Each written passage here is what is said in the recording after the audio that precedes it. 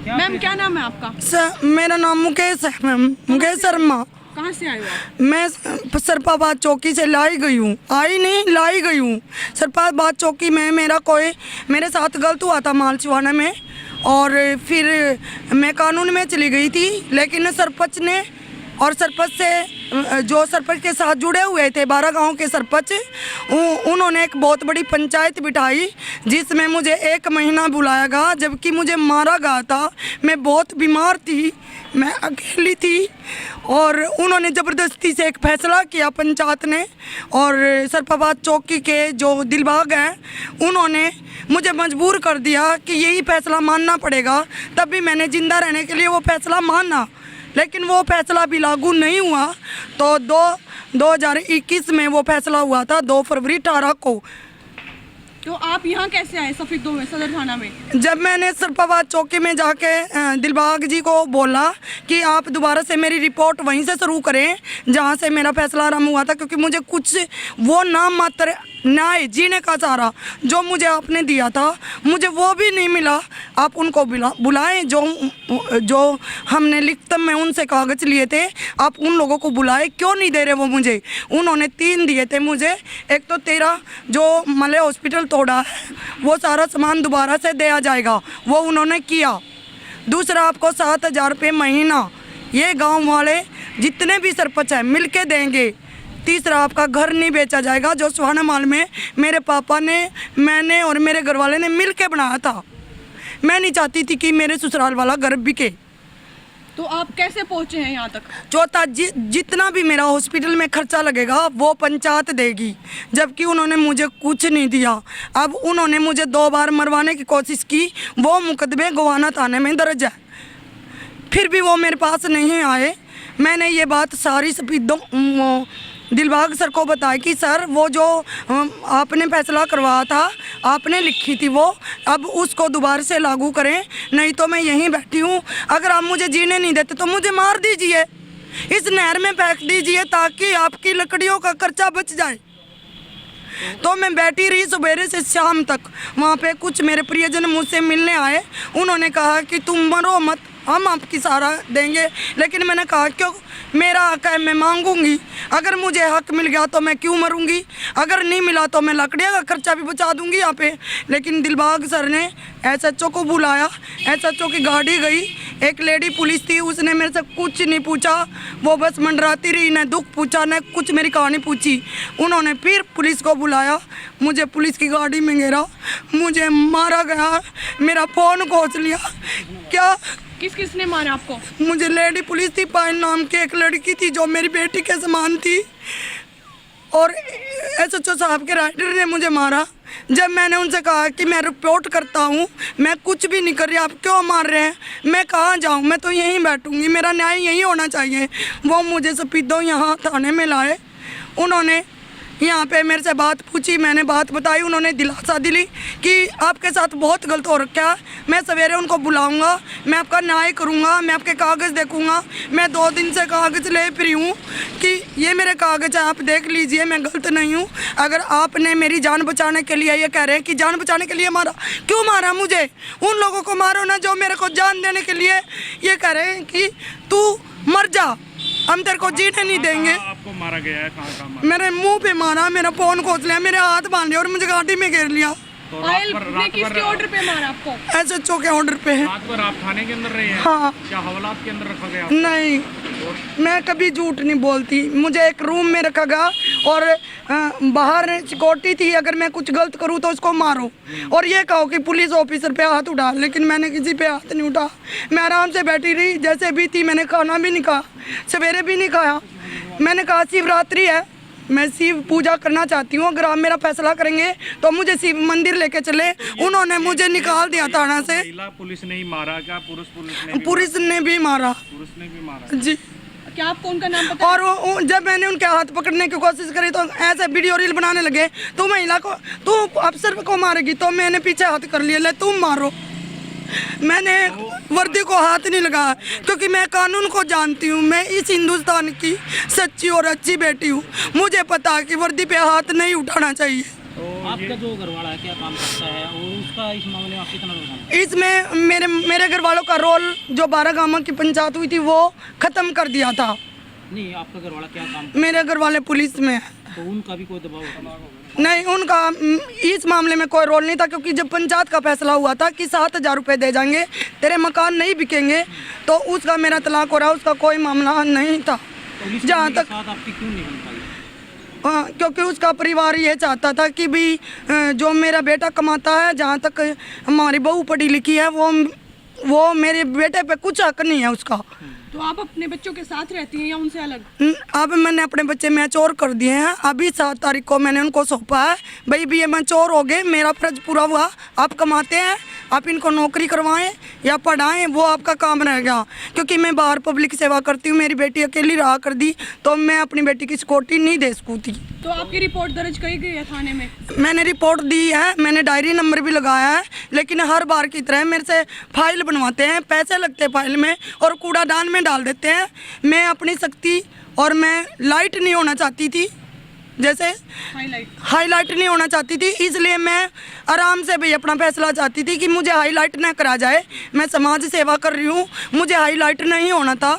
और जिन बहनों को तकलीफ होती है मैं उनका साथ देती हूँ। मेरे पास बाय रिकॉर्ड है, मैं एक संगठन चलाती हूँ सत्यम शिवम सुंदरम के नाम से। आप प्रोफेशनली क्या करते हैं आप? मैं आयुर्वेदा में काम करती हूँ और मैं हर डिजीज़ को चैलेंज करती हूँ कि कोई मेरी बात मानेगा तो बॉडी में वो डिजीज़ नहीं रहेगी और परमानेंट वो बॉडीज़ से मान ले डिस्चार्ज हो जाएगी, चाहे कैंसर भी क्यों न हो। और मैं यहाँ सपीदम तहसील की ओनर हूँ और मैं वो चलाती हूँ। अब बच्चों को मैं सिखाती भी हूँ, नर्सिंग केयर देना, हेल्थ केयर सिखाती हूँ। मुझे चारों वेदों का ज्ञान है। मैं वेदों पे, ज्ञान पे, जो भी ज़िंदगी में सही पॉजिटिव रास्ता होता है, मैं उसके लिए लोगों को गाइड करती हूँ। आपकी मांग क्या है? अब क्या मांग रखते हैं? मेरी एक ही मांग है कि जो पुलिस में जो सरकार ने हमारे लिए वर्दी पहना रखी है, जो सही को गलत बना देते हैं और गलत को सही बना देते हैं, इस चीज़ को कौन तोड़ेगा? जब मेरे साथ ऐसा हो सकता है, जो बेटी जो जिनको कुछ नहीं पता, जो पढ़ी लिखी नहीं है, जो परेशान है, जो सरपंच उनको मान ले अंडर जब कमी हो जब तो दबा देते हैं, फिर औरत को ही बदनाम किया जाता है।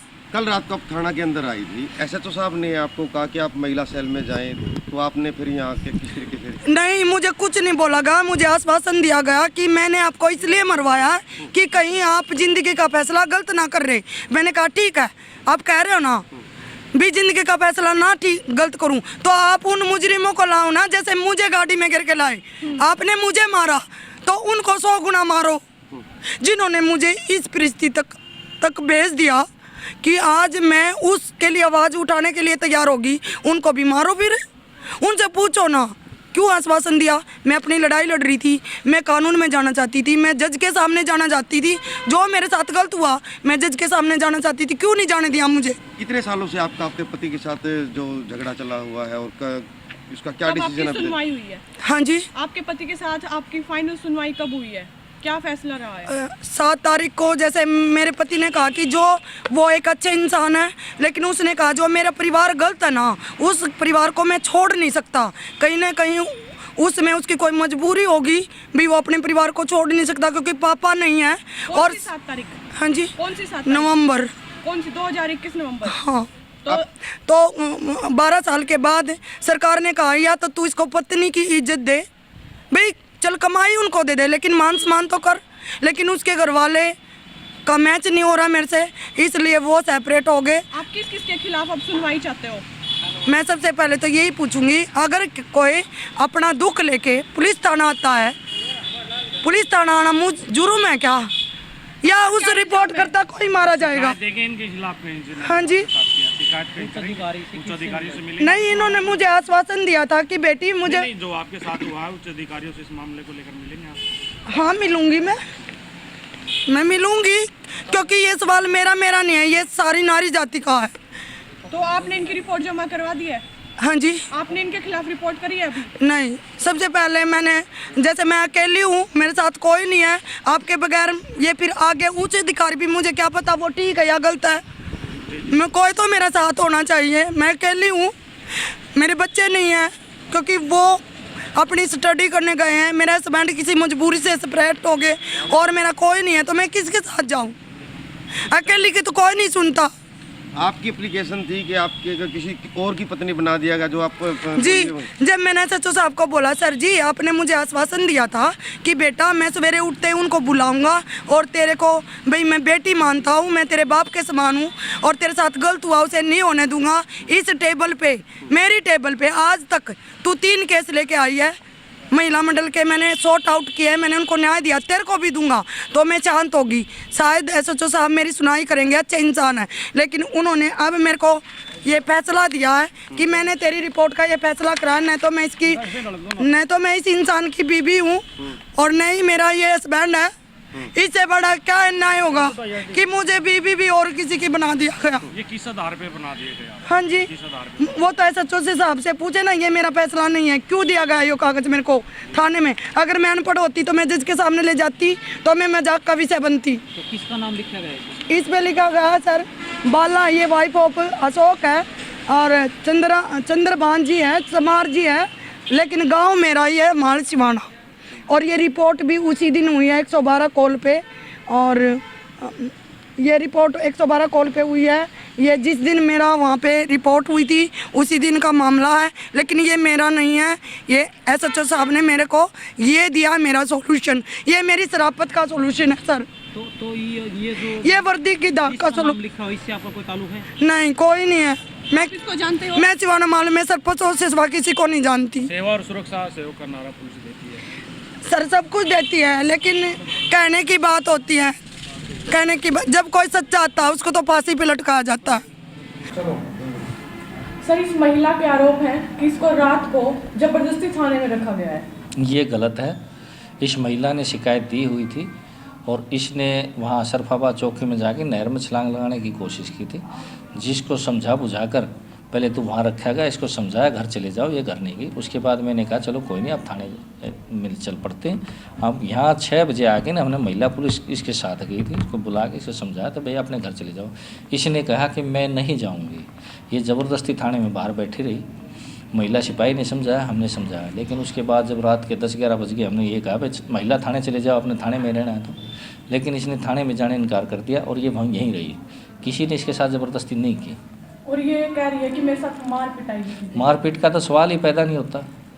मारपीट तो अपराधी के साथ की जाती है, अपराधी थोड़ी थी। और सर ये कह रही है कि मैंने अपनी रिपोर्ट दर्ज कराई, उसके खिलाफ कोई आगे कानूनी कार्रवाई नहीं की गई। इन्होंने एक शिकायत दी थी चौकी में सुबह, लेकिन ये सुबह नहीं आया। अगले दिन फिर जो है जिसमें शिकायत में जिसने काला सरपंच का उनका नाम दिया था उनको बुलाया था, आमने सामने का। जैसे ही वो थाने में आई, ये महिला थाने से चली गई, लेकिन फिर भी हमने इसकी जो शिकायत थी, इसकी शिकायत के आधार पर हमने जो निवारक कार्रवाई है, मतलब पाबंद करवाने के लिए झगड़ा ना करने पारे, हमने इसकी कार्रवाई की है और आरोपी जो इसके हस्बैंड थे उनको गिरफ्तार करके पेश अदालत किया गया, जो जमानत पर चले गए हैं। ये प्रकार है जी, मेरे को किसी दूसरे की वाइफ बना दिया गया, ये गलत है। हमने, आप देख सकते हैं, इसमें कागज़ के अंदर लिखा है रपट नंबर 12 डेट 1/3/22 अंडर सेक्शन ये। इसमें इसके पति की कार्रवाई कृष्ण कुमार पुत्र हरिदास वासी सिवाना माल 157 में गिरफ्तार। द्वितीय पक्ष ये हो गया मुकेश पत्नी कृष्ण वासी हरिदास। ये आप अच्छी तरह से देख सकते हैं, इसमें देख सकते हैं, पढ़ सकते हैं आप। हमने कोई गलत कार्रवाई नहीं की, ना ही हम गलत कार्रवाई करेंगे। रपट नंबर 12 है, ऑनलाइन सिस्टम है, इसको ऑनलाइन भी आप देख सकते हैं।